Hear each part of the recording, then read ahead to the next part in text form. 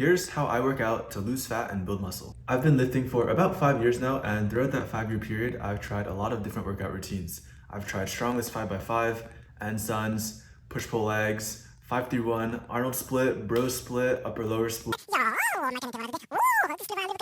And after trying all of these, the best workout routine, in my opinion, is all of them. Now, this might not be the answer that you were expecting. You probably wanted me to say that this one particular routine is better than all the other routines, and it's a cheat code to lose fat and build muscle and just like complete whatever other fitness goal you might have. And it's just better than all other routines. But unfortunately, nothing like that exists, at least to my knowledge. There is no one single best workout for everybody, or else people just wouldn't make so many videos about workout routines. As long as you pick one routine and you're consistent, you make progress in your lifts, your diet and your sleep are good, then you will lose fat and build muscle. If you really just think about what all these different workout routines are, they're just a certain order and frequency that you hit each like muscle group, right? So for example, if we take an Arnold split, we have a chest and a back day, and then we have a shoulders and an arm day, and then we have a leg day.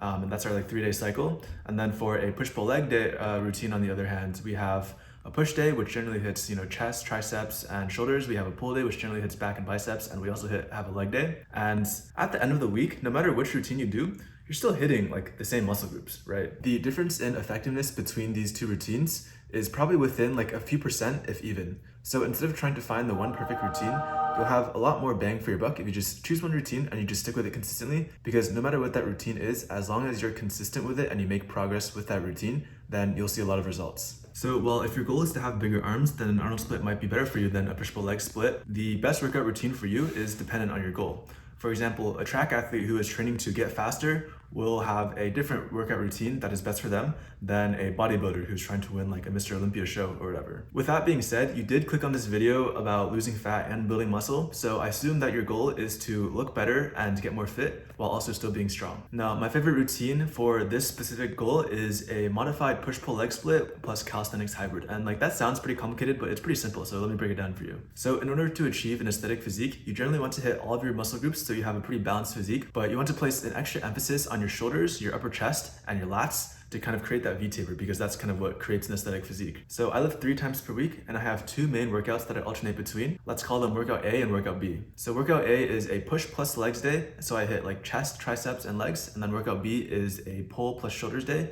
so I hit back, bicep, and shoulders. So here's how I alternate these workouts. I work out 3 times a week on Monday, Wednesday, and Friday. So on week 1, on Monday, I'll do workout A, and then on Wednesday, I'll do workout B, and then on Friday, I'll do workout A again, and then the next week, on Monday, I'll do workout B, and then on Wednesday, I'll do workout A, and then on Friday, I'll do workout B. So it's kind of like a 2-week cycle, but by kind of alternating my workouts like this, I'm able to hit workout B and workout A the same number of times within this like 2-week period. So with that out of the way, here are the actual exercises that I do for each workout. So workout A is a push plus legs day, and for my warm-up, I actually do 10 minutes of backwards walking. So there's just like a straight strip of grass on my yard, and so I literally just like set a timer and just walk back and forth backwards for like 10 minutes.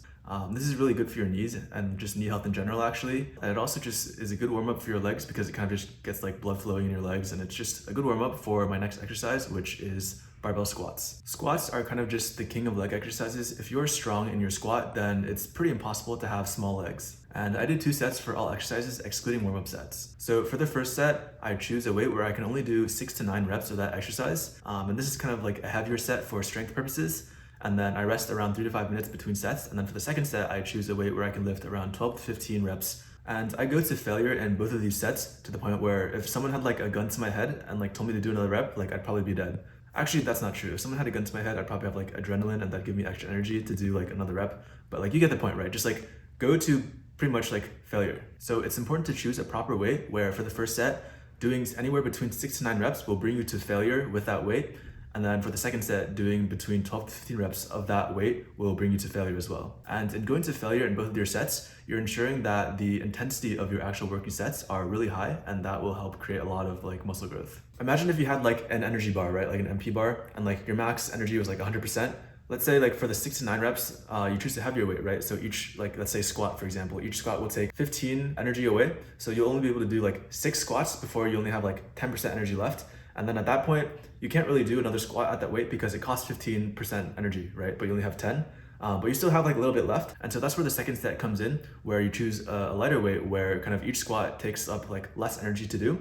So you can kind of use like more of that energy bar. And again, the intensity of going to failure in both of these sets is what creates like the muscle stimulus to really grow your muscles. So this whole rep and set structure is inspired by Mike Mentzer, who's like an old time like Mr. Olympia bodybuilder. So with that out of the way, the next exercise that I do is an incline bench press. I do this over the flat bench press because it emphasizes the upper chest, and it's also more functional than a flat bench press. Apparently when you like push things in real life, it's always more at an inclined angle than at like a 90 degree, like a perfect straight 90-degree right angle. And this kind of makes sense if you think about it. If you imagine yourself like trying to push a refrigerator, for example, like you're kind of gonna be standing at an angle and like pushing this way, right? You're not gonna be like standing straight up and just using your arms. You're gonna try and put like your whole body behind it. So again, for incline bench, I do 2 sets where the first set is a weight that I can do 6 to 9 reps to failure, and the second set is a weight where I can do 12 to 15 reps to failure. Next up, after incline bench, I do Nordic hamstring curls. Now this exercise is like the top tier, like S tier exercise for hamstrings. Like literally, it makes your hamstrings so strong because if you try to do it, it's really actually hard to do one like fully without like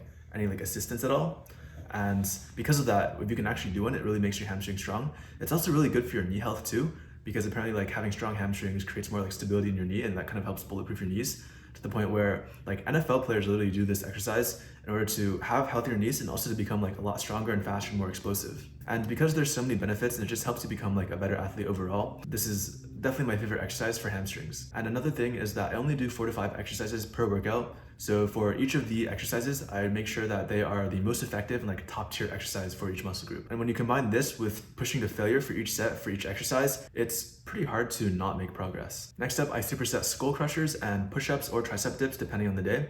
And what this means is that I'll do a set of skull crushers and then I'll immediately go into push-ups or tricep dips. And these are kind of just secondary tricep and chest exercises for more volume. Push-ups and tricep dips are calisthenics whole body compound movements. So they primarily hit your chest and your triceps, but they also very lightly hit like other muscles in your body. So they're not as taxing on your body as like heavy barbell squats are. So they're a great bang for your buck exercise. And on that note, I mentioned that this routine was a modified push-pull legs plus calisthenics like hybrid. And what I mean by that is that I essentially just add in some calisthenics movements, primarily just pull-ups and push-ups and dips into my routine in place of other like movements that hit the same muscle groups. Just because if you literally like look up like calisthenics athletes on Google Images, like they're all super fucking shredded, and calisthenics athletes are usually super fucking strong too. Like pound for pound, they're probably some of the strongest people on the planet. And the primary exercises that they do are variations of push-ups and pull-ups. And because I'm trying to be like that, and also because pull-ups and push-ups and tricep dips are just really good exercises for building like pushing and pulling strength, I've included them into my workout routine. And so after skull crushers and push-ups and tricep dips, I do some ab exercises to end my workout.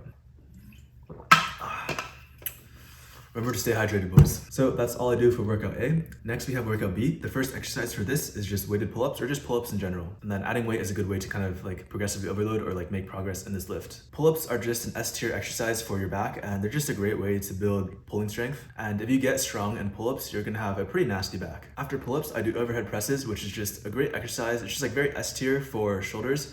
It's just really good at building strength and muscle and just like general size too. After overhead press, I go into barbell rows. This is another S tier back exercise. Generally in your routines, you're gonna want a horizontal pull as well as a vertical pull. So the barbell row is a horizontal pull, whereas the pull-up is a vertical pull. And then next up, I do dumbbell flies, and then afterwards I do bicep curls. And these are just accessories to kind of work my arms more. Again, for all these exercises, I do 2 sets. The first set is 6 to 9 reps to failure, and the second set is 12 to 15 reps also to failure. Finally, after bicep curls, I again finish off the workout with some abs. And yeah, that's my workout routine. Those are all the exercises that I do for my workouts. And to my knowledge, they pretty much hit all of the muscle groups that you need to hit in order to build an aesthetic physique. If for some reason you can't do one of these exercises because you don't have like the gear or you just don't like that exercise, then you can just find alternative exercises by going to musclewiki.com. And there's like a diagram of like a dude standing like this, and you can just kind of just like click on different muscles and it'll show you like what exercises will hit that particular muscle. Or you can just kind of just like a Google search or like YouTube search or TikTok search like exercises for shoulders or like Nordic hamstring curl alternatives, right? And like a bunch of different options will pop up. This routine is great and I really like it because I've made a lot of progress, and it only requires about like 3 hours per week. Like each workout is like only about like an hour, maybe like a little more. And so 3 times a week is around 3 hours. And I'm making like the same amount, if not more progress than other workout routines that I've done in the past, which require me to go to the gym more or spend more time at the gym. Now, this might sound a little too good to be true because like you only have to spend 3 hours a week and you still make good progress. So like, but like there must be some drawback, right? And like the main drawback is that the workouts themselves have to be like really tough. And because you're pushing to failure for each of your sets, all of your exercises are really intense, and that just makes like a pretty hard workout. And while this can be kind of seen as a drawback because the workout is difficult, it's actually a benefit because it really builds like your mental strength, right? Because it really fucking sucks like getting to failure and like going so intense on these workouts. But like in doing so, you're like building so much like mental durability. And that in itself is also very valuable. And that right there is the main key as to how I can work out only 3 times a week for about an hour each day and still make progress. And the reason I maintain a 3 times per week schedule and not more is because rest is just as important, if not more important, to building muscle than working out is. In the past, I've always had a mindset of more is better when it comes to the gym, where I think that the more I go to the gym, the better results I will get. And that's only true to a certain point. Look at professional bodybuilders, for example. Their whole job is just like working out and like bodybuilding, right? So they have the time to dedicate to going to the gym, and a lot of them work out 7 days a week, maybe like 2 to 4 hours per day. But if more is better, why would they not work out like 12 hours a day? Because they definitely have the time to do it, because like that's like their main job, right? And it's because more is better only to a very certain point. Working out 3 hours per week or 3 times per week for an hour each day while keeping your workouts really intense is like the perfect balance point of really making good progress and also like not spending like your whole life in the gym. And to top it off, again, this is inspired by like a former Mr. Olympia bodybuilder, Mike Mentzer. He was one of these like professional bodybuilders, and he only worked out like, I think it was something like 4 times a week for 30 minutes each time. So like what was that, like 2 hours a week? And he was up there competing with like the best of the best and like still doing very well. And it's also a newer concept to me to prioritize rest, and it probably will be for you as well, where if I work out really hard one day, then the next day it'll probably do more for me and like help me make more progress in the long run if I just like don't do anything the next day, or just like, you know, go for a walk or something,